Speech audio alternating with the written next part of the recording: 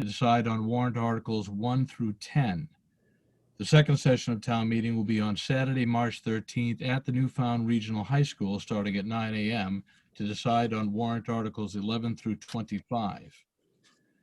If I can explain quickly about the format today, the candidates are going to be invited to do opening statements.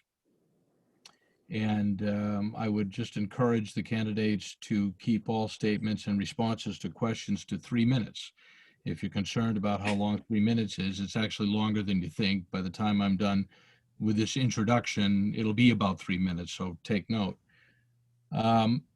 As moderator, I will have some questions more exclusively of the Budget Committee and Select Board, but after each group comes on, from Library Trustees to Budget Committee to Select Board to Cemetery Trustees, I'll open it up for questions.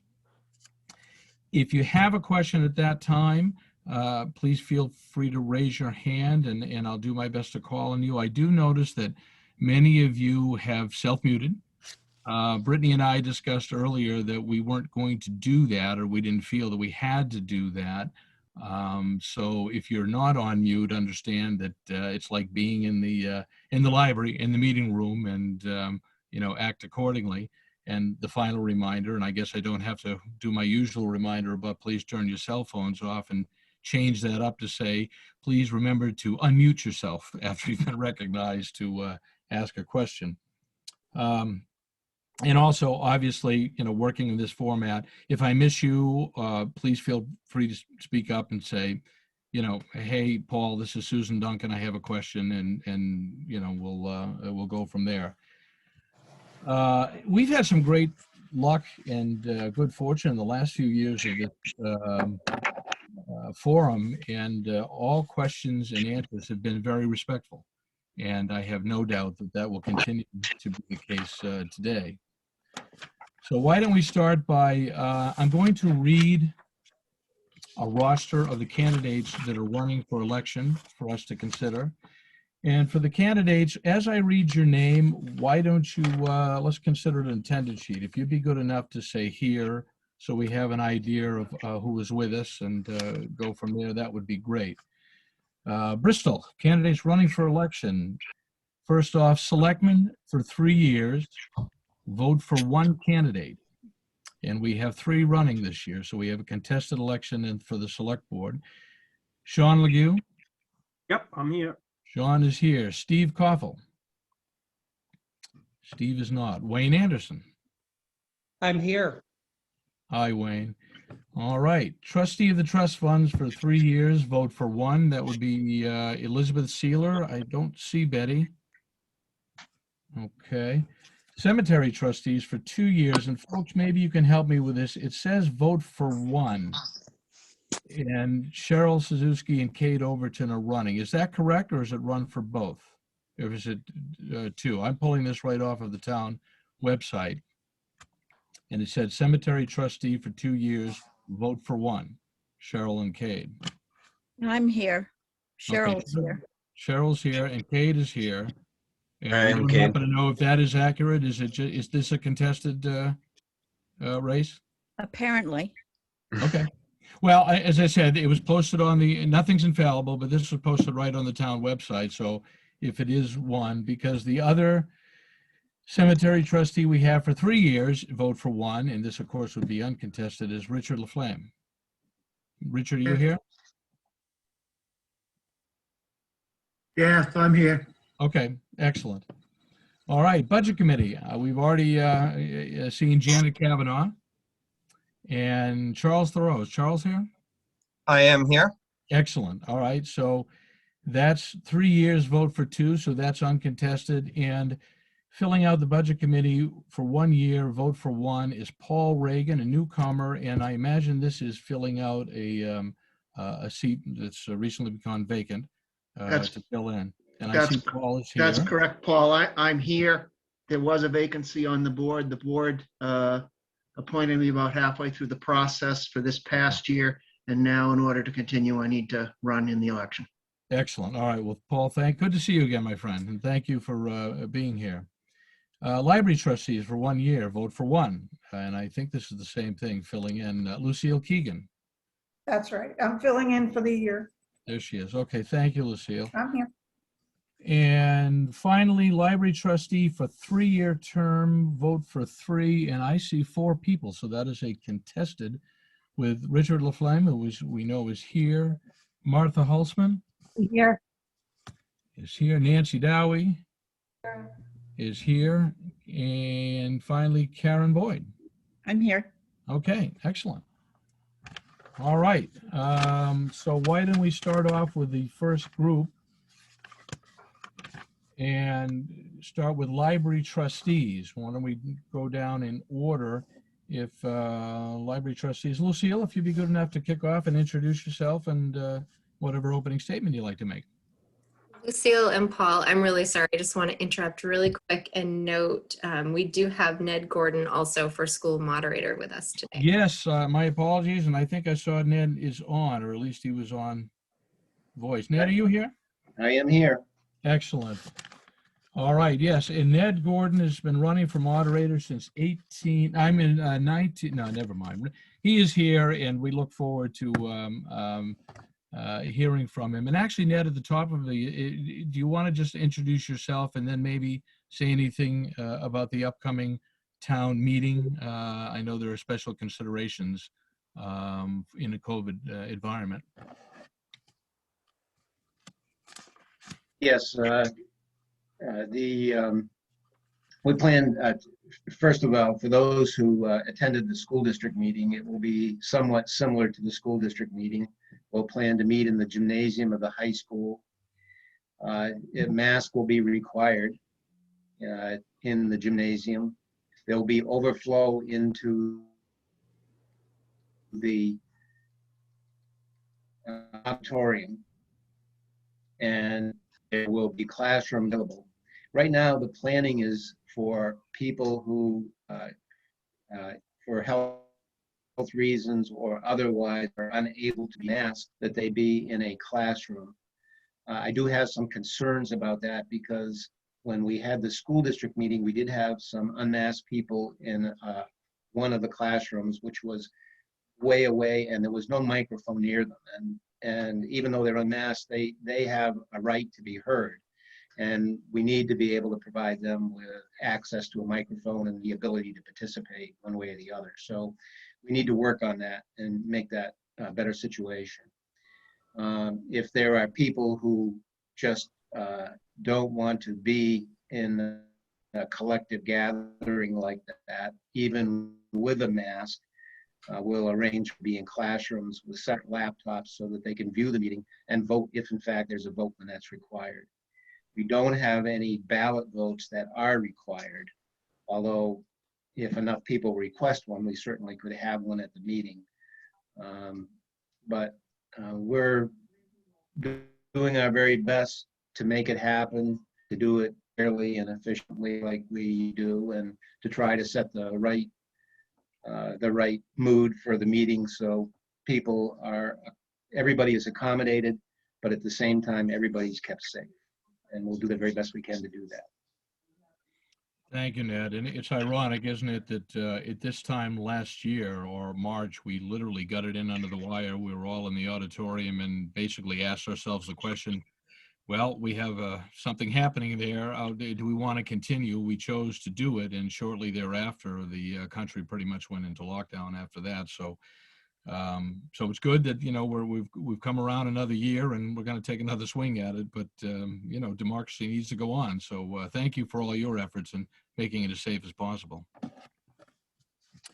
So well, we're trying. I just would add that I was just going to add that the various towns are doing it differently. Some towns don't have any mask requirements at all.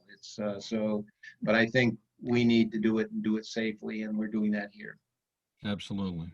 Thank you, Your Honor. Sorry, Lucille, we interrupted. If you want to pick up with your introduction and opening statement. Sure. I'm running for the 1-year term to fill out a term that was vacated. I had previously served 3 years, took a took some time off, but they asked me to come back, and I've been very happy to be back with them. And I have a great deal of respect for the library and what it means to our town. Excellent, and thank you as always for your service. You do an inordinate amount for the town. We greatly appreciate it. Starting with the library trustees for 3 years. Richard, why don't we start with your opening statement?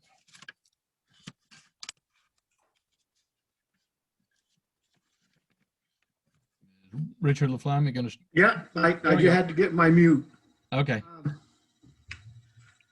First of all, I'm just going to let everybody know that I am not going to run for the library trustees. Somehow I managed to put that slip in there and I didn't realize it until after I saw it on the ballot. So I apologize, but if I do get in there, my thing is because I love the library. I love what its educational values are. And it's really great for the local community and the kids, especially because I like to see them in there. And that's probably it for right now. well, excellent, Richard. And just going over the roster, you are running for the open cemetery trustee, correct? Yes. Okay. So why don't we continue on with Martha Holtzman, your opening statement, if you would, because of time. This would be my first time to be reelected to the position of library trustee. I've just completed my 4-year term. I've really had a ball working with Brittany and the rest of the staff, even through all this COVID crisis. I've really enjoyed being on the committees that I've been part of, and I really enjoy helping out as much as I possibly can. I'm active in the library, I'm active with the downtown committee, and I'm active on the supervisor position too. So people are starting to notice that I'm around town. But I'm still relatively new here, so I'm learning my community. So thank you. Well, thank you, Martha, and thank you for your willingness to serve, certainly. Nancy Dowie. Hi, Nancy. Hi, I'm Nancy Dowie. Richard, it was nice to meet you. You've taken some pressure off in terms of us not having to contest the thing. But, so I've been a trustee for 7 years. I can't believe it. I've been chairperson, I've been vice chair, and now I'm secretary. We're working on a strategic plan at the library, and it's extensive and it's exciting. I want to keep working on that. During COVID, I volunteered in the library, and I knew this before, but I saw it in person how hard the staff works to provide excellent service for the community. And as you all probably know, the library, I think, is the hub. I mean, Brittany has us working with so many different agencies in town, and with young people, old people, always looking at how we can provide better services. And I'm just recently, the town has created a sustainability committee. We've been going for a year, and we're working with the library in terms of a book club. We have had some wonderful presentations. I've seen some of you at those presentations. So I'm excited to keep working with Brittany and with the rest of the trustees. Thanks. Thank you, Nancy. And finally, Karen Boyd, right in the middle there. Hi, Karen. Hi, I'm Karen Boyd. I am a lifelong vacation resident of Newfound, but for the past 18 years have called it my full-time home. I'm finishing my first term as a library trustee here. I served as a library trustee down in Bow for 10 years before I moved up here. I'm a retired educator, and for more than 20 of those years, I was a literacy specialist, the last 7 of which I worked at Bristol Elementary School. So since my retirement, I've been sort of dedicating myself to volunteering along with the trustee position at the library. I'm active in the Friends of the Minot-Sleeper Library group and kind of serve as the liaison between the trustees and the Friends, which is helpful, I think, to both groups. I'm also a trustee at the Newfound Lake Association, where I serve as secretary. I am eager to see the library, like many residents, see the library return to being this hub of our community where it was just so busy and so active all the time.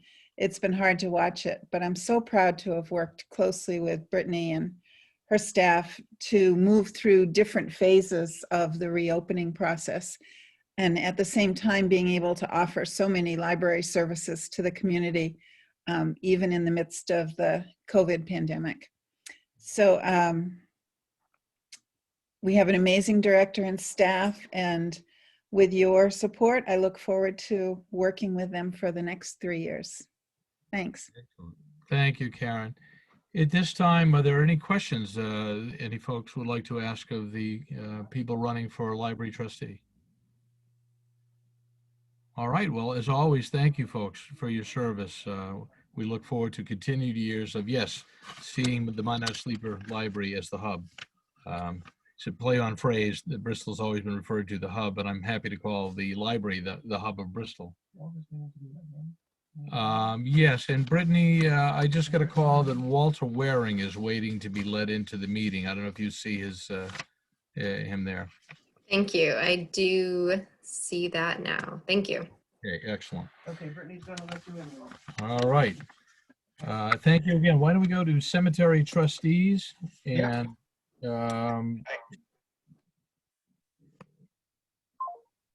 Cheryl, why don't we have you unmute and start off and introduce yourself and do an opening statement if you'd be so kind. Okay, thank you. I want to thank the library and Brittany and all the people who put together this candidate forum. I think it's really important that the citizens of Bristol have access and can learn about the candidates, and it's a great service to the community. So my name is Cheryl Cezaske, and I'm a candidate for the cemetery trustee for the 2-year position.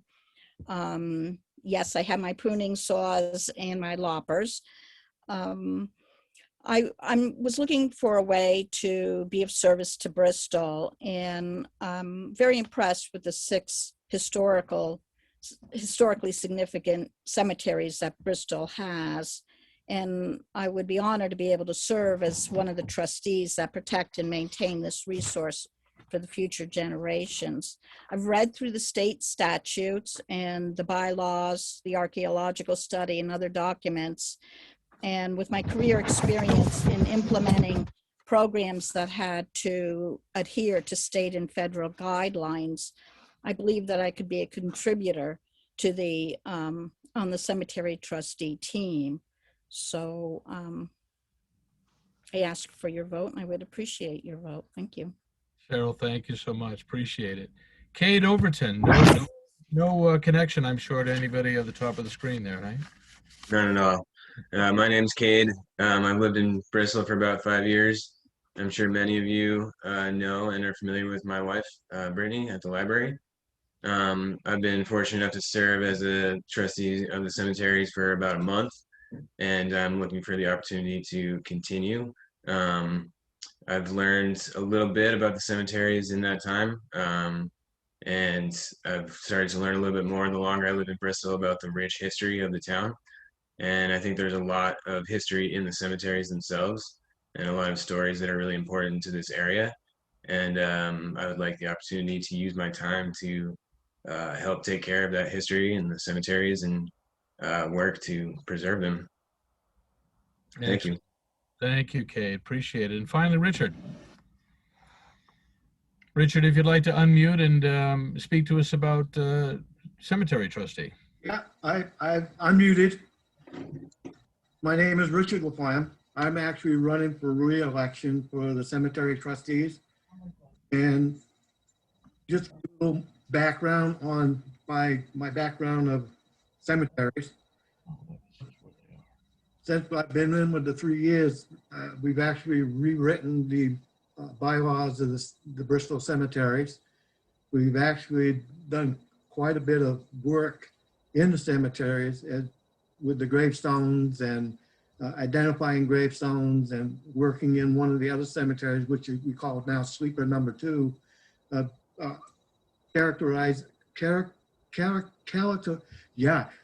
putting them in sequence and taking pictures of them so I can actually get those added to the find the grave, which the other 5 cemeteries are now in.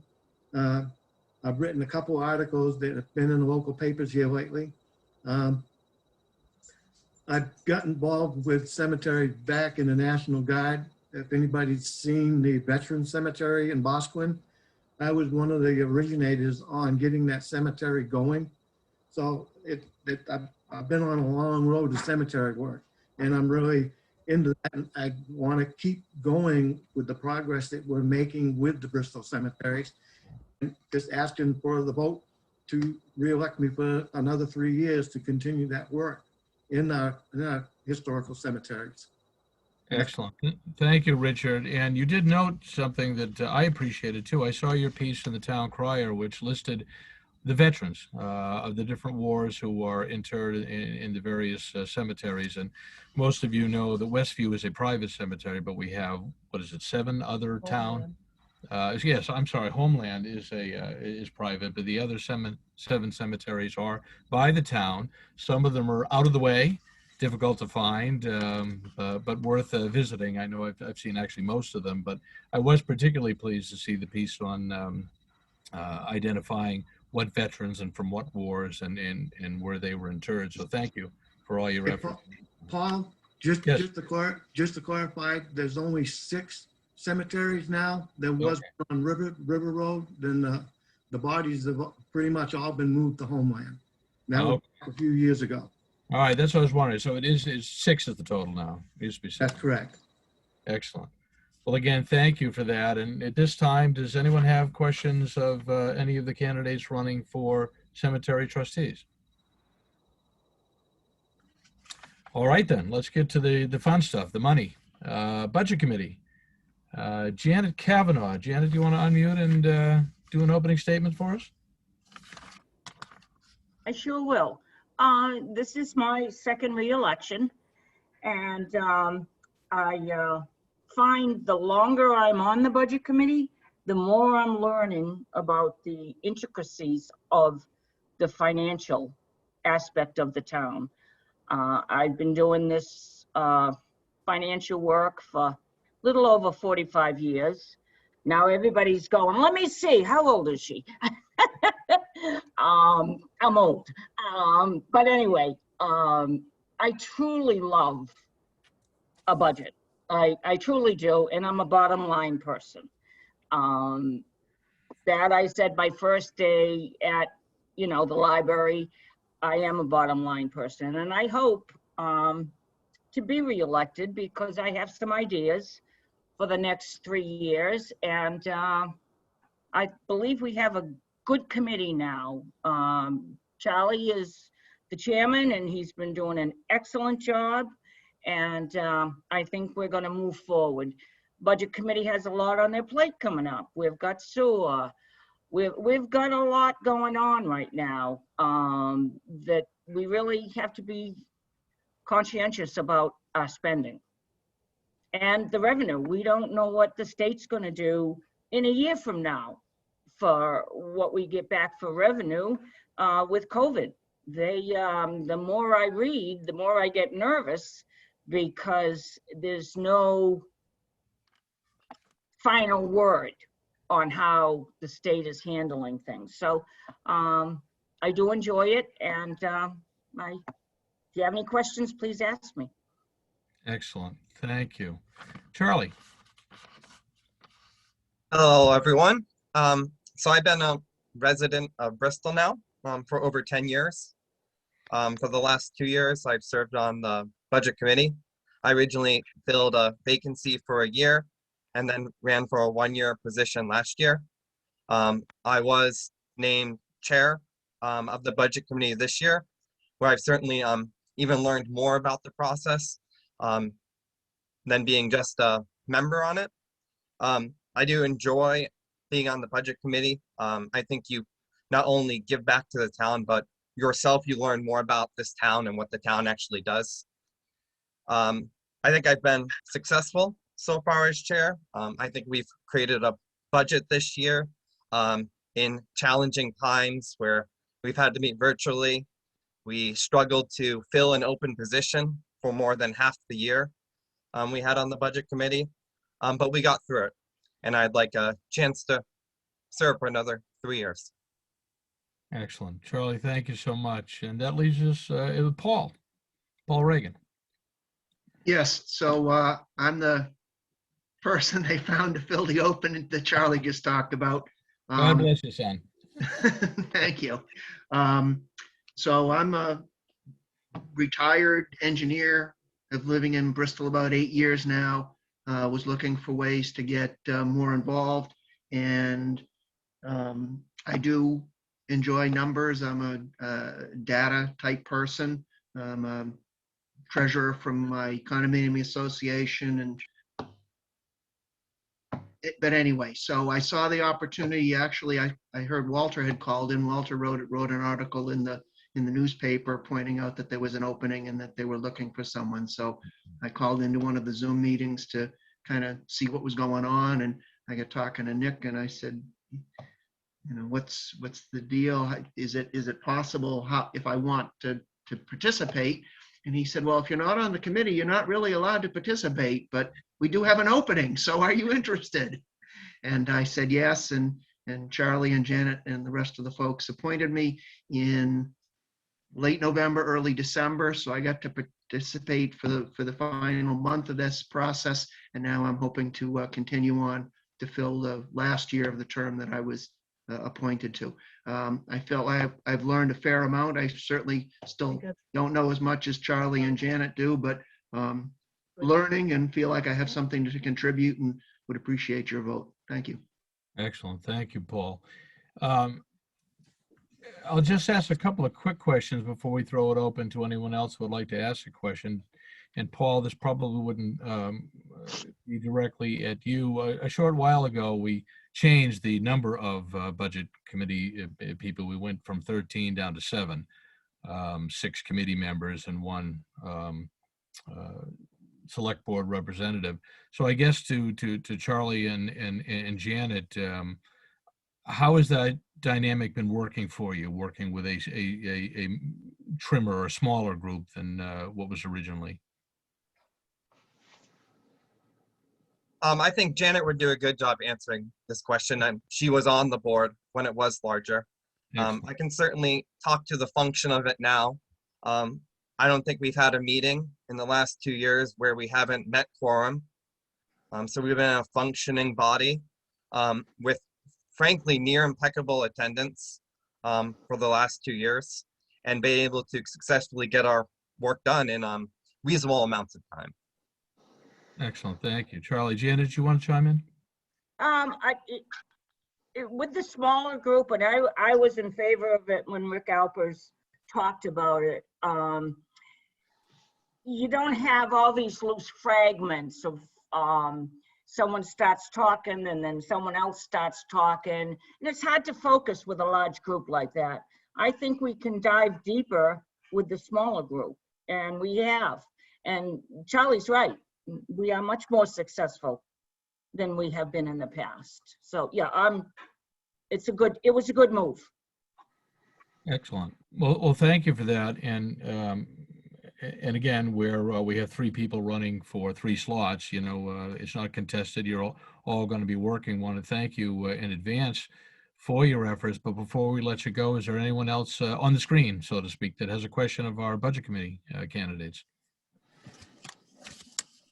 Seeing none and hearing none, why don't we finish up and go to an interesting contested race, the select board. Again, we have Shaun Lagu and Wayne Anderson here. Wayne is the presiding chair, incumbent, and Shaun a past chair and member of the select board. So Shaun, why don't we start maybe do your opening statement, introduction? Sure. Thank you. And as usual, thanks for getting us all together, even That's if Brittany. it is, I'm just even if talking it is ahead. virtual. Want to get everybody together. Well, thank you for doing your part too, Paul. It's much appreciated. I am Shaun Lagu. My wife and I have been in Bristol since 1998. We bought a modest house up on Overlook Drive and raised a daughter who many of you know as the tall, skinny beach attendant at the town beaches the last 3 summers, Emma. And I'm a consulting forester. I'm a president of our company. We're 16 full-time people, sorry, throughout northern New England. And it's been in the years since I finished my last run as selectman, it's been a very interesting building of that and overseeing that situation professionally, which has been very rewarding. I am a former member of the select board. I served, I want to say, 4 years. I was appointed for almost a full year, and then ran for a 3-year term, which ended in March of 17. I was elected at that time with a 5-vote margin. I remember. And then there was a revote or a recount, and survived with a 3-vote margin. That was a fun and interesting process. I consider myself a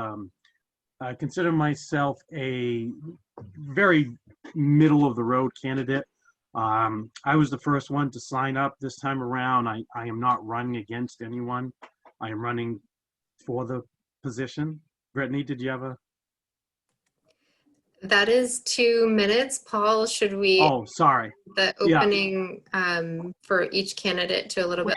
Okay. Given the format, I think I had said that 3 minutes would work, and if you're comfortable with 3 minutes, I defy Shaun to finish up with another minute. You probably can't, but go ahead. I can be wordy. I just saying, I consider myself a very middle of the road candidate. I try to be very measured. I'm not coming on the board with an agenda or an axe to grind, and I don't mean that to sound negative, because I'm not accusing anyone else of that. But we have seen that in the past from time to time from various positions. I believe in the services that the town provides, but I also believe that it needs to be done in a way that's accountable to the taxpayers.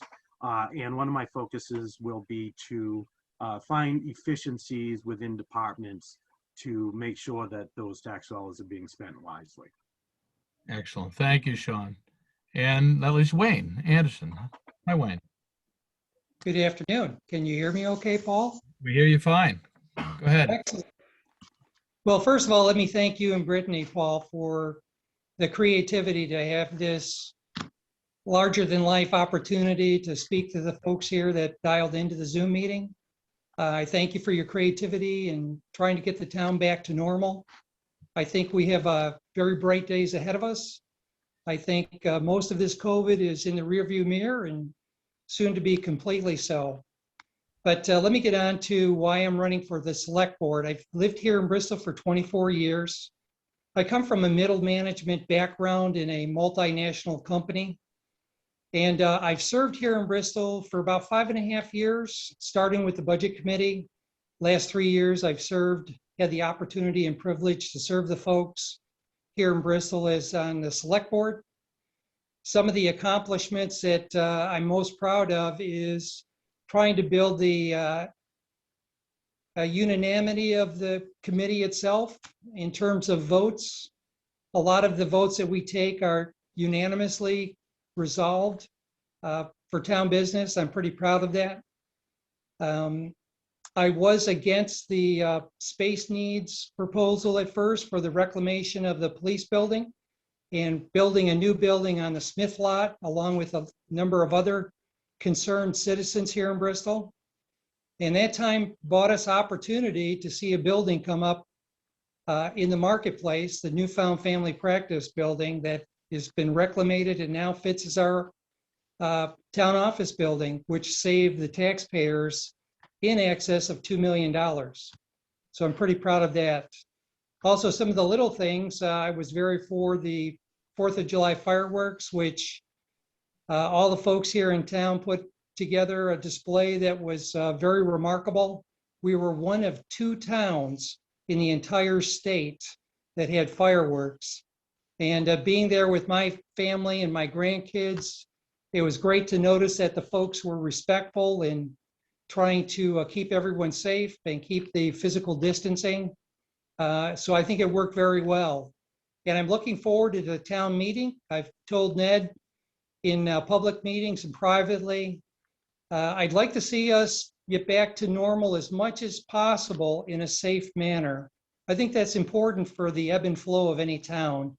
And I think that's important for us here in Bristol. We've been through a lot, no doubt things to face in the future, but I think we can face everything with a hopeful future. So I look forward to election day. I'm going to ask you for your votes. If you like what I do, I'm very constituent oriented. So I support things that people and the folks of Bristol approach me about and want supported. Thank you. Thanks for the opportunity. Thank you, Wayne. I've just got a couple of quick questions for our candidates for select board before I open it up. And many of you, if you haven't seen the warrant article coming up, you'll see that Article 2, after election of officers, is for a charter commission. If you're not clear on charter commission, which I believe a lot of people aren't, myself included originally, if you go to the town website, there is a good piece. Bruce Dornan, who I see with his wife Nancy down in the far corner there, did an interview with Rick Alpers and Tom Caldwell. It's a 30-minute clip. It can be picked up right off of the website under information for town meeting, and it'll tell you all you need to know and more about a charter commission, which is a ballot question that'll be decided at the ballot as opposed to regular town meeting. But there it is, Charter Commission. So would we ask Shaun and Wayne maybe to weigh in on their thoughts on a Charter Commission? This is to form the Charter Commission for recommendations a year from now. And Wayne, you're unmiked, so you might as well. Or okay, Sure. I'll pick it up.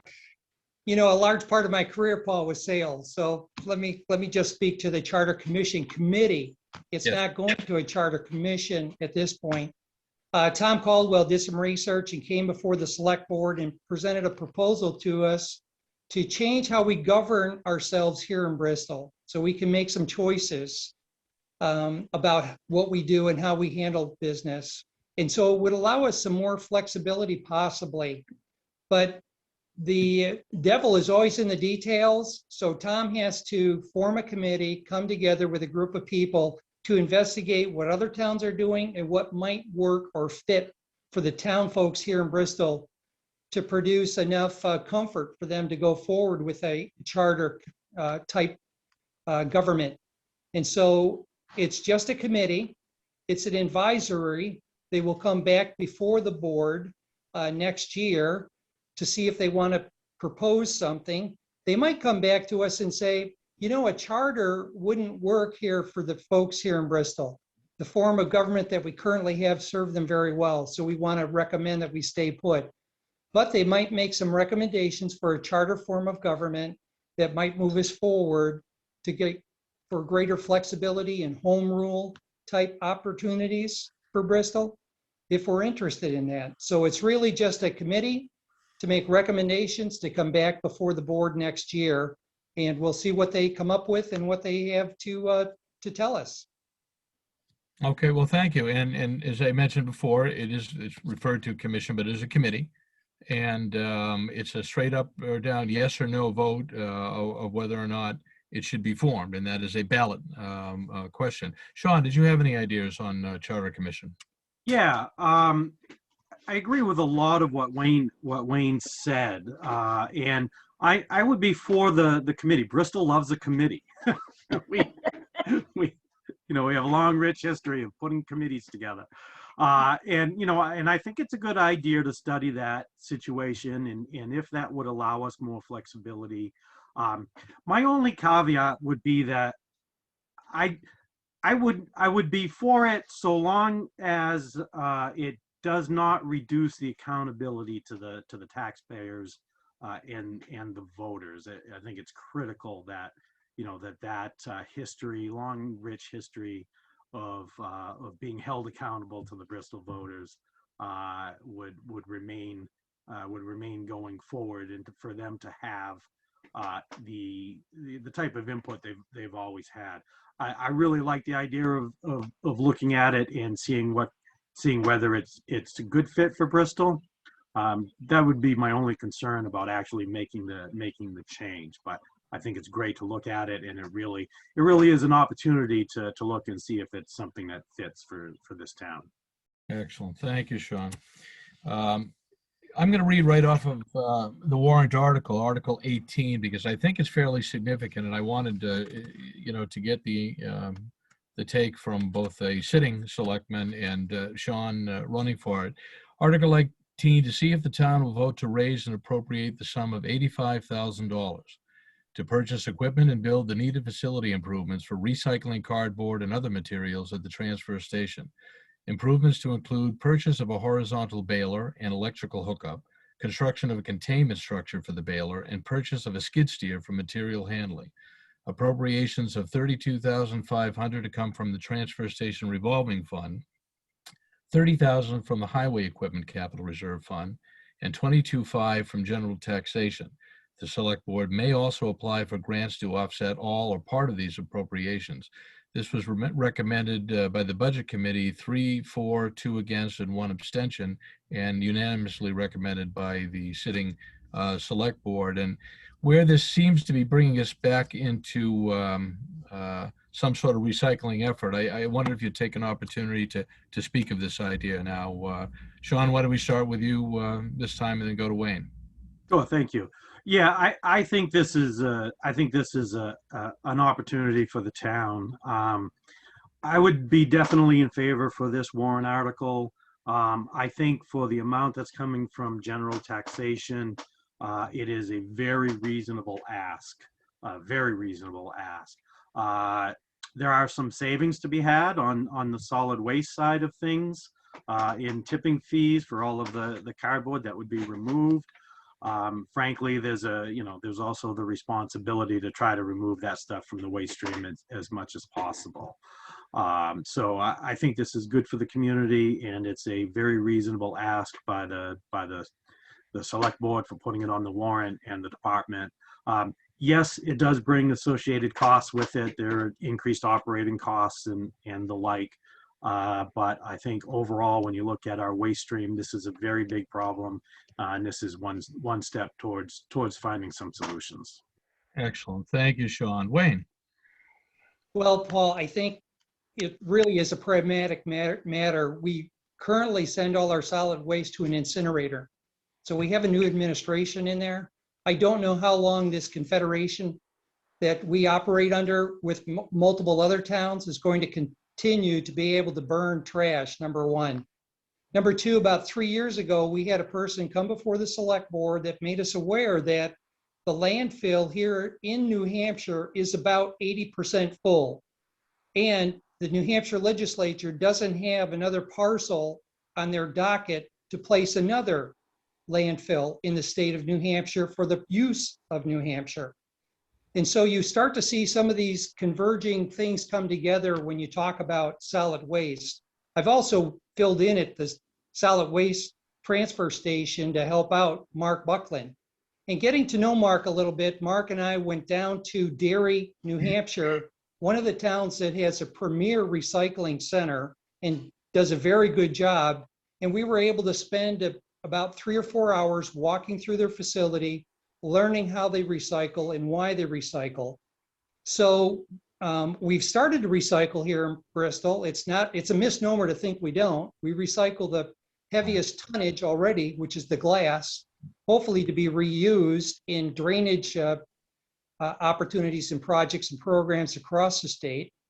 And corrugated is the next logical step, the next heaviest thing to remove out of the solid waste system. And although I don't think it will be self-sustaining or pay for itself, there are some models that suggest it will. What it will do for Bristol is it will give us greater control over our solid waste cost. It will return on the investment back to the folks here, real dollars based on removing it from the solid waste stream. We don't have to haul it through the solid waste stream. We don't have to have as many pulls of the can Every time we pull a can, it's $250. And working in that transfer station, one thing I did notice, those cans go out of there about 75 to 80% full because of all the corrugated that's being compacted in there. The rams don't have enough strength or pressure to fill the entire can. So if we can get a greater fill on those cans, we'll have fewer pulls of the can, thereby saving us $250 for every time we do it. So it's a logical step. It makes a lot of economic sense for the town of Bristol. I've been a proponent of recycling corrugated for a long time. The constituents here in Bristol, they're just totally animated about recycling, and we should respect that as a voting populace and allow that to go forward for that one reason alone. But I think the greatest thing is control over our solid waste cost. It's going to give us greater control in the future, especially with what we're going to be facing with environmental concerns as we send our solid waste to incineration today. Thank you. Thank you, Wayne. I And do just have a question. yes, Janet. I'm sorry. I thought I was not. Mute and me don't get along well. Go ahead.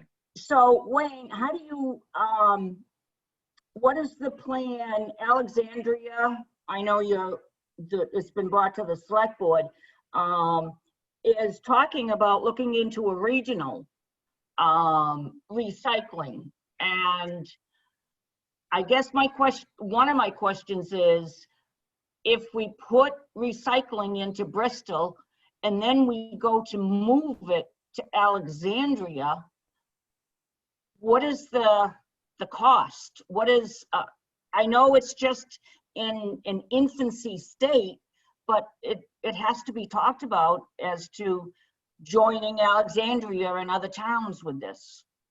Sure. So let me try and answer this in a couple of different ways. Number one, we would sell the corrugated on the open market. That's how we recoup some of our costs, Janet, number one. Number two, there has been some talk about storing some of this corrugated over in Alexandria. That hasn't been finalized yet. I'm not sure that's going to be necessary. I'm not sure that we can't come up with some other creative idea that is a low cost impact to the town of Bristol. But our town is so small. Derry, New Hampshire, as I said, they're a premier place for recycling. They have 33,000 people. Right. We're 1/10 their size. And so we can't make the investment that they've made in a recycling center. But if we approach this incrementally, I think it will lend itself to control our cost greater in the future. And so in terms of Alexandria, the biggest thing we've talked to them about is perhaps going in together on a scale in the future and doing demolition trash, which is a moneymaker for Derry. They actually do make money on demolition trash. I don't know if that answers your question. No, not at all, but that's fine. I'm fine. Okay. Shaun, did you want to weigh in? Or Yeah, I really agree with much with Wayne on that. And I know in talking with one of the Alexandria selectmen that I mean they're a couple of years out from building their facility, and we don't know what that's going to look like. And I think that yes, it's great to. And I would love to find ways to work with neighboring towns to split those costs for sure. That would be incredible. We've worked on it historically, and I'd love to work on it again. But in the interim, it's still a fairly wide window of time that something like that might come together. So and if it did, you could have some cost in moving the equipment, but it'd be pretty marginal and could be incorporated into the facility pretty easily. Thank you, Shaun. A couple of big ticket items that are facing the town, and this would probably be a good forum to ask the two prospective selectmen today. Last year, Article 20 called for the expenditure of $100,000 for a study and plans for a new public safety building to jointly house our police and fire. Now, that article did not pass at that time last year, but it's out there, so to speak. So please give us your thoughts on a proposed public safety building. Wayne, you're unmuted. Why don't you start? All righty. Well, first of all, we need a new building. I'm not for reclamating the current police station. It's served the town well for the past few decades. And I think it's time to consider something else. The fire station, I have the same comment to make. The town folks have paid for that. We've enjoyed that building. It has served the town very well. Obviously, equipment needs have changed. Pieces of equipment are getting much bigger. That building is very full. I don't know if anybody's taken a tour recently, but you really can't comfortably walk through aisles between these pieces of equipment. And that building also has issues. We've had a study done on that building where it was built. It does not make any more sense to put any more money into that building to shore it up. It's got some structural challenges. I think they're stable currently, but I think we need to consider getting a more energy efficient, modernized facility, both for police on one side and for fire on the other side. We've looked at buildings like in Farmington. They've done this for their towns. Very nice buildings, highly energy efficient. They've made some cost savings in energy cost. And I think that's the way that Bristol needs to proceed in the future. We've got a couple of opportunities coming up to pay down our debt. The pumper truck will be paid off this year. The library will be completely paid off next year. So those bonds will be satisfied. And it seems to me very logical, since we saved over $2 million, not by reclamating the current police station and building a new town office, to take that savings from that town building that we currently have and plow it into a public safety building for the next couple of generations here in Bristol to enjoy, like we have enjoyed the current buildings that we have. Thank you, Wayne. Shaun? Yeah, such a difficult question, right? And it's a question that's evolved over the years. When I was on the board last, we did vote to pick up what we call the Smith lot, which is the lot next door to the existing building, because it made sense at the time, and we didn't know of that medical building. And so we were trying to figure out what we can do to get a new town office and a police department in there. When the medical building came up, it made perfect sense to jump on that. And I laud the townsfolk and the selectmen at the time for doing that. That was great. And then what do we do with the police building, right? And I agree with Wayne in that it just seems a mistake to keep adding Band-Aids onto buildings that frankly barely served the purpose when they were built, and quickly became outdated and out just overgrown in the way that they're used. I am in support of a public safety building. I didn't think that the one last year was a great way to go, which is typical of Bristol, right? We like the idea, but we don't like that particular option. So I agree with Wayne. We need to look at that, and I would hate to keep putting a bunch of money into buildings that are structurally not sound. We know there's some structural issues at the police department too, at that building. It's just, the addition that was put on years ago was done to residential standards, and it's been used as a commercial building. So I have some thoughts on where that could be and should be. It would need some cooperation from some other entities in town, which I think can be done. But I would be in favor of for the long-term future of the community for a public safety building. Excellent. Thank you, Shaun. I've got one final question before we open it up. Yes. Could I just speak to one thing? Absolutely, Wayne. The Smith lot that Shaun was on the select board when they bought the Smith lot. I wasn't really delighted that we bought the Smith lot, but in retrospect, we can put a public safety building, we can raise the current police building, and we can put a public safety building right on those two adjacent lots. they'll fit there today. It's just across the street, kind of down the road, just across the street from the fire department.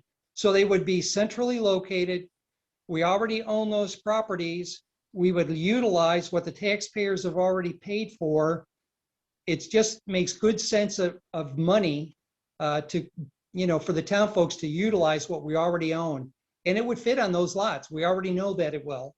So I think if we look to move forward with the public safety building, which I think we really do need, those two lots are prime locations for it to happen. Right in the central of Bristol, it'll be a beautiful facility right there in downtown Bristol, just like the library. It's a beautiful hallmark building. I'm glad we put that up years ago. So I'm all for a public safety building on those two lots. Excellent. Thank you, Wayne. As I said, I have one final question before I throw it open, to our Zoom panel. And it's the other big ticket item that I think the town is looking at with sewer to the lake. For some quick historical context, between 2006 and 2010, the select board on two different occasions offered a proposal for sewer to the lake. The first one to find out how much it would cost. We now know it's around 20 million. But at the time, 90% of the cost was going to be borne by grants. And the agreement by the townspeople was that we would pick up 10% of the cost, or $2 million. It passed, but unfortunately the economy was starting to turn a bit, and we weren't able to secure all the grant funding we needed. A couple of years later, we tried the same tact, but with the 25% to be picked up through taxation. So it went from 2 million up to 5 million. Interestingly, it passed again, and the efforts were made, but that's when the 2008, that's when the market and the economy was really tanking. So we weren't able to get it and put it together. Where we are right now is 2 years ago, the select board came to the town with the idea that a USDA grant of our loan, of about $10 million was achievable, and with grant funding of $10 million, we could go forward. The interesting distinction, what I will ask both of our candidates is, each of the selectmen, or to my knowledge, most of the selectmen, said, yes, we do have the opportunity for a $10 million loan, but we would never undertake that. We would want to see much more grant funding to build that down some. I'm just going to say, unfortunately, the way it was worded, right now, the select board, it started out as a 5-year non-lapsing. They have the ability tomorrow to greenlight this project because the loan is in place and $10 million worth of grant funding is available. That's where we are. So I'm just curious from both Shaun and Wayne, are you still feeling, or Shaun for the first time, where are you on the $10 million? Would you like to see less of a loan and more grant funding before we actually move forward, or are you comfortable where we are? Because ostensibly we have the $20 million. We could do the project. Shaun, if you want to start. Yeah, sure. Interestingly enough, it was a $20 million project initially, and then ballooned to something like $35 million or something in that ballpark, and then was re-engineered, which was great. They took another look at it and said, maybe there's another way we can do it to save money. That re-engineering did save the town money in terms of if it were to be built. It put a little bit more, or a lot more, of the emphasis on the individual people as they hook up, because a lot of them would need pumps to hook up to the system. So that is a concern. The community has supported this. There's no question about it. The community has supported doing this project. I have been skeptical in the past regarding the cost and whether it was something that we could handle as a town. I would be frankly against going out and getting into a $10 million loan without some pretty good foreknowledge that either a good chunk of that was going to be forgiven or was going to be the interest at such a rate, the term at such a rate that it would not be onerous,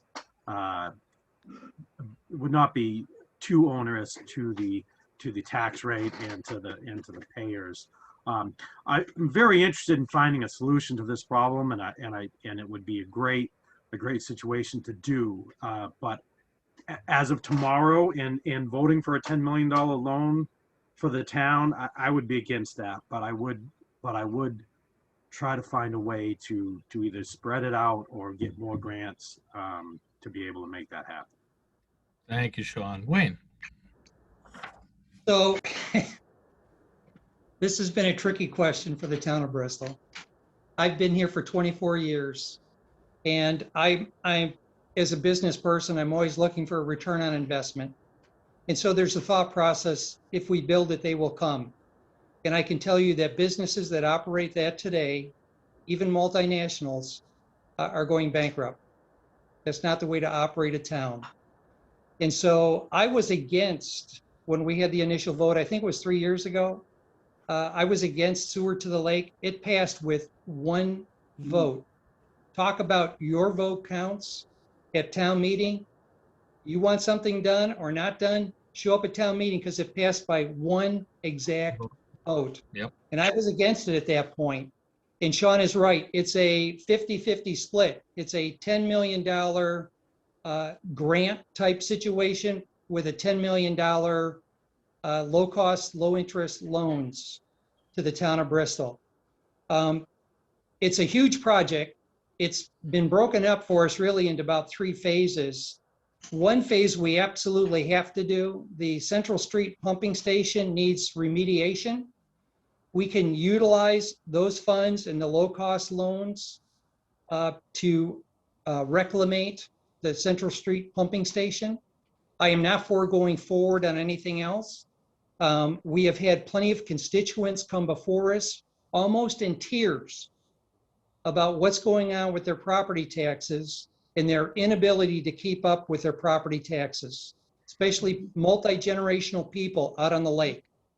Yep. They've had to give up part of their property or their homes, and they've had to just leave the town of Bristol sometimes because of the current cost, let alone what this would do to them with betterment fees and hookup fees to sewer to the lake. So I'm opposed against going further than the Central Street pumping station. The select board has put out for bid to see what that would cost the town. Utilizing the permission that we have with that $20 million. But again, we only have that for 5 years. We've already gone through a couple of years. Right. And last year, I want to correct something that Shaun said. The community really doesn't support it. Last year, there was a vote on it, a referendum. It was 3 against to 1 for. And it was, actually, was it 2 years ago? I think it was 2 years ago. 3 against and 1 for that vote. And so being somebody that wants to listen to the constituents, I really don't believe there's a lot of community support to go forward with sewer all the way out the lake and up and down Hall Road. Well, I think what you might be referring to, or at least it was in my mind, and I probably should have mentioned it earlier, at last year's town meeting, there was a citizen petition, Article 17, which sought Exactly. to repeal Article 11 of the previous year. Now, that's just advisory only. It's non-binding, and I believe Don Milbrand has called down to the state and found out from a legal standpoint, a 5-year non-lapsing, that's it. You can't repeal that. I mean, you can't change that. So that's why the question was, to the sitting select board, who at the time said, as their assurance, trust us, we won't go forward. We're great, we're thrilled, we have $10 million in loan, it's a low-cost loan, but we won't go forward unless more grant funding can be secured so that, that works down. So that was the question there. I'm gonna throw it open to folks there, but I do know Bill Dowie had reached out to me before. Bill, you've got some questions you wanted to ask our candidates for select board?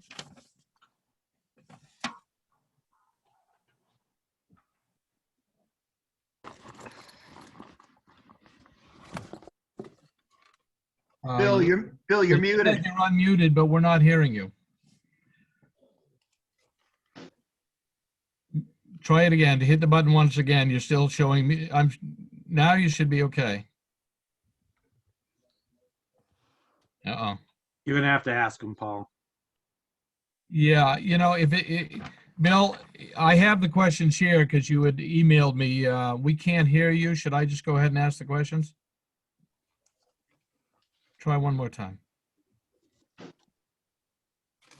I'll call Bill. All right. That's how we're going. I have your questions here. Why don't I just go ahead and ask them? Bill wanted to know, what is your position on pursuing government grants for infrastructure improvements where they require a 20% match from the town? Wayne, do you want to start? Sure. So it depends on how we prioritize what the infrastructure improvement is. I have no problem with going forward with utilizing state or federal monies that's available to the town of Bristol. But as we just indicated through this conversation that we've been having through Zoom, we've got a lot, we have multiple millions of dollars worth of opportunity projects that are necessary, they're really needs, and some of the infrastructure projects that I've heard of late are more of wants. They're good projects, but they don't rise to the level of a public safety building, and therefore it just happens to it's a matter of what is going on at the time when these projects come up and go forward. Excellent. Sean? My general answer would be yes, not knowing specifically what the projects refer to, but yes, if it is something that the town is planning on and wanting to do, certainly you'd want that federal grant money whenever possible. Okay, thank you. And Bill had another question. What is your position on promoting Bristol as a place for young families to relocate? And how would you propose going forward? Wayne, do you want to pick it up? Sure. Well, currently, Paul, we're doing a branding initiative here in Bristol. We've started this a few years ago. And so that's gone forward. Also with the I had opportunity to work with a contractor that put the cell tower in. His interest in terms of Bristol, he's interested in actually another cell tower in the Bristol region. I think that communication has opened up all of central downtown to create an environment where people come on vacation, they go downtown and make a phone call, go back to the cottage with groceries. Instead of having to travel back and forth, they can use their cell phones, they can text each other. Right. So I'm all for promoting the brand of Bristol for people that want to move here. I'm very interested to see what the census tells us about who is moving here and who does live here, to give us some indication of how we can proceed forward as a community. Excellent. Thank you, Wayne. Sean? I think that the Economic Development Committee has done great work. I think that the rebranding, some people might have heartburn over the look of the seal or whatever, but I think that the efforts are being made, and they're really building on things that have happened in the last, I'd say, 15 years. When you look at the reinvestment in the downtown and you look at what that has brought, I've been talking with folks who have bought into that. Gentleman who's redoing the building below the old Micah building. It's just doing a fantastic job. They've bought other properties in town. Folks are reinvesting into not only just in new development, but in the downtown corridor, and that's been wonderful to see. And I think that I've talked with folks who live in some of the upstairs apartments in different buildings now. They've been renovated. They love the community. So word is getting out. I would continue the focus on that. And the other, it's a two-part equation. It's the town and the school district. It's always going to be a question about the school district regarding, is this a nice community to be in or not? And so we can't lose sight of the fact that, to the extent possible, and with a very very, very sharp pencil, in terms of the budget of the school. It needs to be looked after, but we also need, it's a fine line. We need to support it as much as possible in terms of creating a good environment for children to learn, but also understanding that it needs to be accountable to taxpayers. So it's twofold. Just before we throw it open, because Wayne had mentioned possibly a second cell tower, this is just a personal question. Is there any possibility, have we heard anything about, I know this is an AT&T tower, is there any possibility that Verizon is going to put an antenna up on that downtown tower? Because I'm not seeing the benefit yet, but I know Verizon can be a little bit sticky to work with from past experience. Well, Paul, let me put it this way. So I've talked to the contractor, the owner of the company that put up the cell tower. And typically how this works is they get at least one customer, if not two customers. They have enough space on that monopole for at least 4 different customers. And so they have not gotten another customer at this point to service that pole. But he says this thing, it just happens naturally. Companies want to get involved. They see the traffic of the one pole with a competitor, and they typically will add on to it. So it's a wait and see thing. But the great thing about this is it's a free market solution to a problem. We had no connection or communication in Central Square for 23 years that I've lived here. Finally, a cell tower contractor comes in, makes the investment, and sells it to the current leasee on that tower. So we just have to wait and see in terms of other people joining that one competitor in this region. Okay, fair enough. So I don't have any more questions. Let's open it up to if anybody still on the panel has any questions they'd like to ask our 2 select board candidates. Oh, come on, we're not going to let them off that easy, are we? I'd like to talk. Is this Walt? It sounds like Walt Waring speaking. It does. There I see you in the top right-hand corner. Walter, good afternoon. Go ahead. Hi, Paul. Thank you for putting this together. I heard the discussion about the taxes, and I truly support the DPW building, Department of Public Safety building. When we consider the way the taxes have gone up, it's imperative that that cost be contained as close as possible. But we do have to have that. It should, in my opinion, wait until after the fire engine and the library are paid for. And at that time, I'll be the first one in line to support it. We need it. Contain the cost of it. Let's not build a temple to somebody's memory. Let's build a building as cost efficient as possible. When you get all those burps and warps, you lose volume or space inside. A plain rectangle is better. The way that was going to be built, the type of poured concrete insulated foundation, is an excellent idea, but it can also be done as a plain rectangle. It'll give us a lot more internal space for less money. Thank you, Walt. Janet, did I see your hand up? Did you have a question? You sure did. Okay. So I'm going to preface my question by saying communication is a key issue to any business, marriage, or any relationship. And when I was working, we would have off-site meetings once a year, and it would be all the department managers meeting. And we would throw out our ideas as to what we're thinking. We don't have that in the town. So I'm pretty involved in the town, and I didn't know we had a committee for the charter. I find when committees are started, it's never publicized.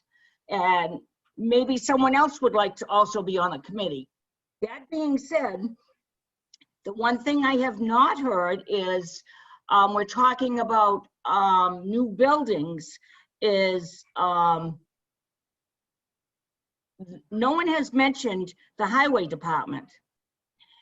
And the selectmen have just made town roads, I think it was about 8 miles of town roads.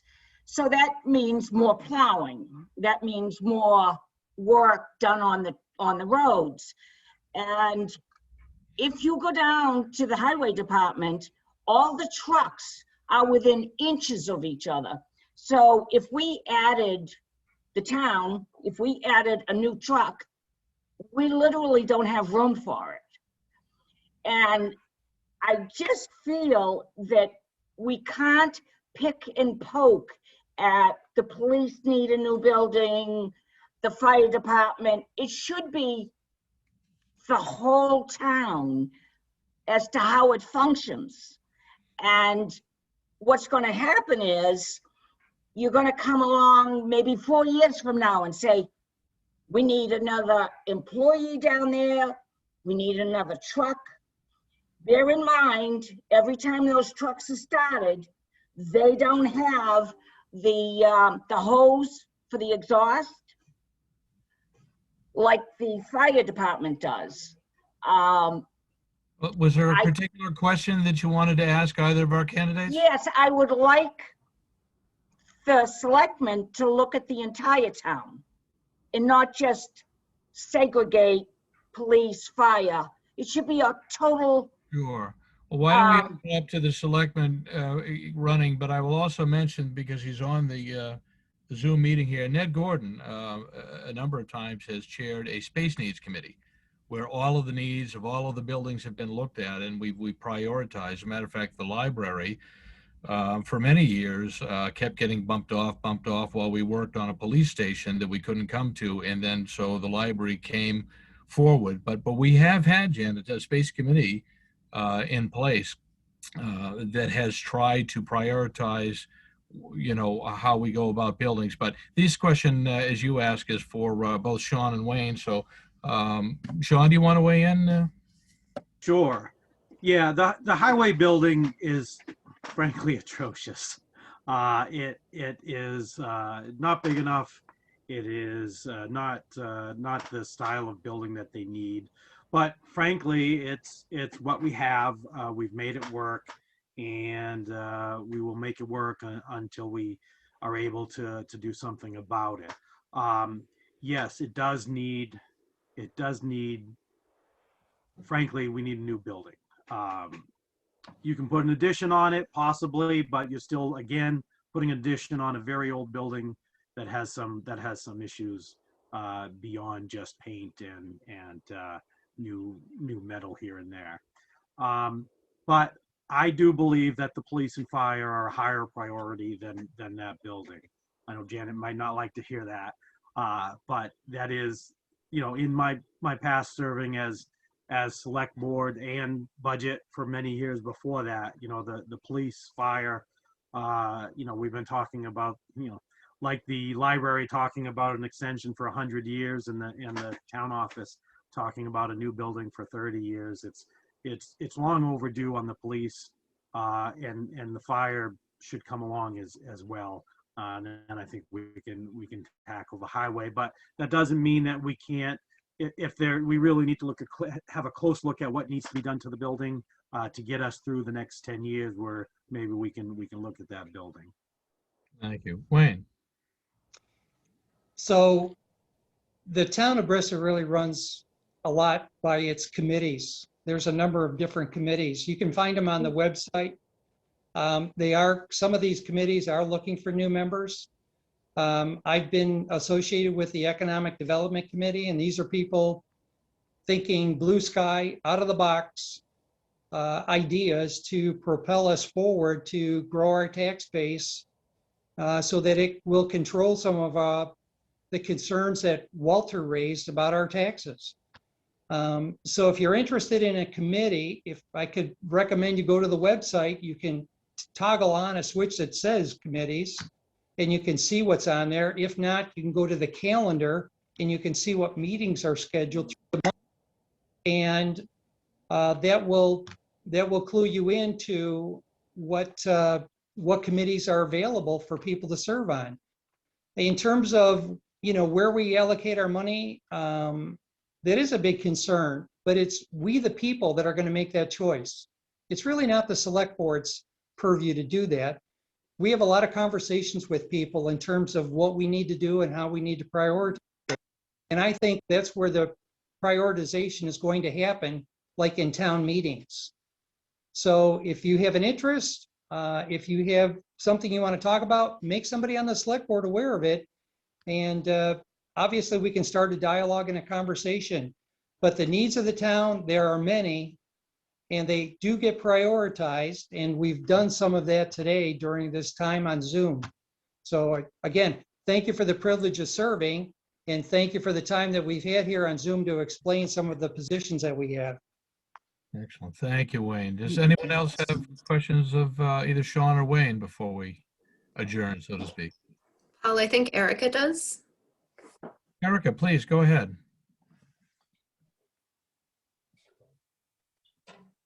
Okay, can you hear me? Yes, you're on now. Go ahead. Okay, when you were discussing the public safety building, Mr. Anderson talked about the lot that was purchased and how a building could go on those two lots combined. And then when Mr. I'm sorry, your last name, Lagu? Lagu, yep. When Mr. Lagu was talking, you said, I have some ideas. Could you be more specific and share with us what those ideas about? I kind of assumed you were talking about maybe location or a plan, but I'd like to hear some more specifics about what your ideas are.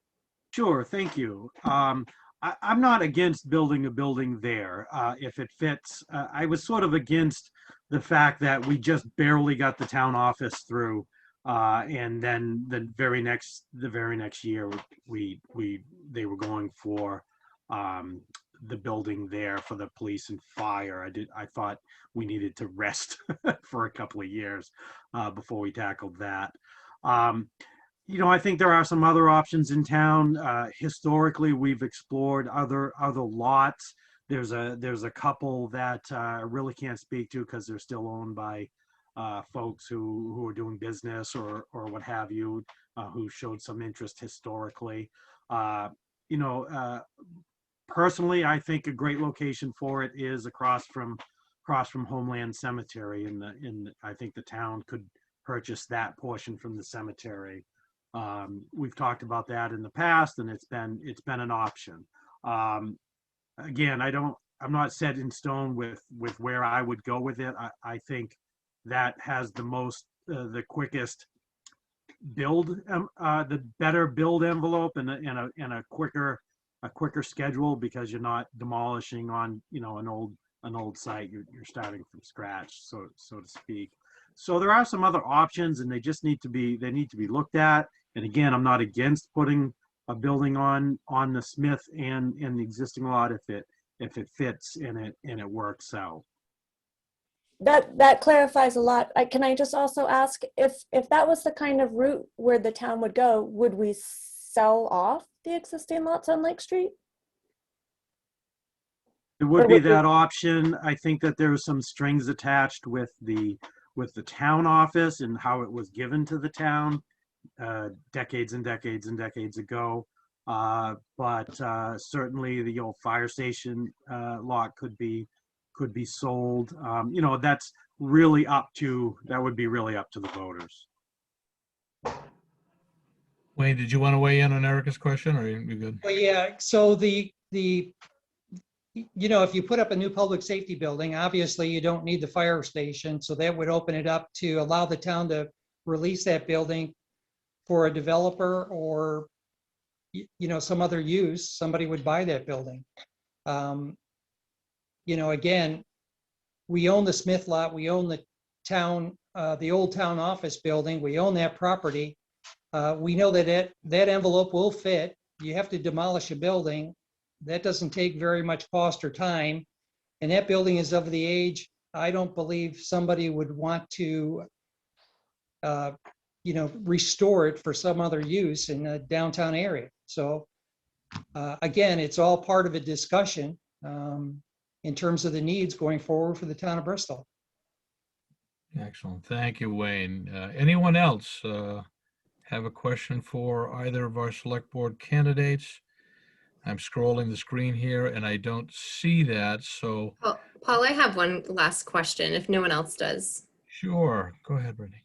So I would like to ask, we talked about a lot of different projects today. One big one that we didn't talk about is broadband, but I would like to ask both Shaun and Wayne, other than the projects talked about today, what are some other areas that are top on your mind, whether it's exciting things that you think could be done with Bristol, or areas that need to be addressed in the coming, say, 5 years? Thanks for the question, Brittany. Wayne, do you want to start off? Boy, that's a very interesting question, Brittany. So broadband is really exciting. It's a project, I believe, that the Economic Development Committee first raised. I remember Bill Dowie speaking to this in town meetings, and me standing up to support high-speed internet for the town of Bristol. And so that's been architecturally has been strung from Plymouth down to Bristol at this point. The next phase is to connect upwards to 400 homes. So we're looking forward to that second phase being completed before third quarter of this year. I think that's going to be very exciting for folks here in Bristol. It's going to open up this whole corridor for people that have internet type businesses that might want to consider moving here. There was a mention of younger families wanting to move here. Obviously, a lot of them are more internet capable and savvy than I am. So I think that'll open it up. In terms of the future, in terms of prospects, I am a free market person looking for the marketplace to solve some of our problems, and I think it has. High-speed broadband, you know, I think that's fallen into this town with some grants money that was available. And I don't know what the future holds in terms of other exciting opportunities for Bristol, but I think the future is very bright for Bristol. We have a great town here. It's a great area to live in, to raise a family in, and I'm excited to see what Bristol wants to do in the future and support it. Excellent. Shaun. I've had some great conversations in the last year about Bristol, especially since COVID. There's a couple of things. There's a couple of things that are on my mind regarding that, and one is we've already seen whether it's people moving away from their city home to their country home on a permanent basis, or whether it's just spending more time here than they do there because they're working remotely. That is really changing I think the face of the community to a certain degree, and it's kind of exciting to see, but it also, you know, there are some things that need to be, you know, aware and concerned of regarding services and you know, increased presence and a higher even though our numbers may not go up a lot in terms of year-round residents, I think that the average daily population is going up and up. And that was always what we struggled with as, you know, previously as selectmen and budget committee was, yeah, we're 3,000 people residents, but how many people are we serving in town at any given point? And so the broadband is very exciting, and for those people in that situation, that's going to be great. I think we're going to see more telecommuting. We're going to see more internet-based companies that bring their families. So I really do think that's going to have a positive impact. And I think you'll also start to see, as those folks become more involved in the community, you're going to see them more involved in the community on running for office and being involved in committees. And so I think, you know, Bristol's history of having community involvement is moving in a great trend, and will continue forward. As far as things to encourage, I think I'm really love to see just the continued encouragement of the downtown of the small business in town. Yeah, it'd be great to have another Freudenberg for the tax base, but let's be real. We'll go after those if we can, if it's appropriate. But I think on the small business side of things is what's really going to help us be able to expand our tax base. Excellent. Thank you, Shaun. If there are no other questions, it probably is appropriate that our librarian, Brittany Overton, got in the last question. Good on you, girl. Once again, thanks very much to the Friends of Minot-Sleeper Library for sponsoring this, and Brittany for all of your work putting it together. I very much hope and look forward to seeing you all in person for this event next year back at the library. So have a great weekend. Thank you for your participation, folks. Take care. Thank you. Thanks, Paul. Thanks, Brittany. Thanks, Have a great everyone. day. Thank you, everyone. Thank you, Paul.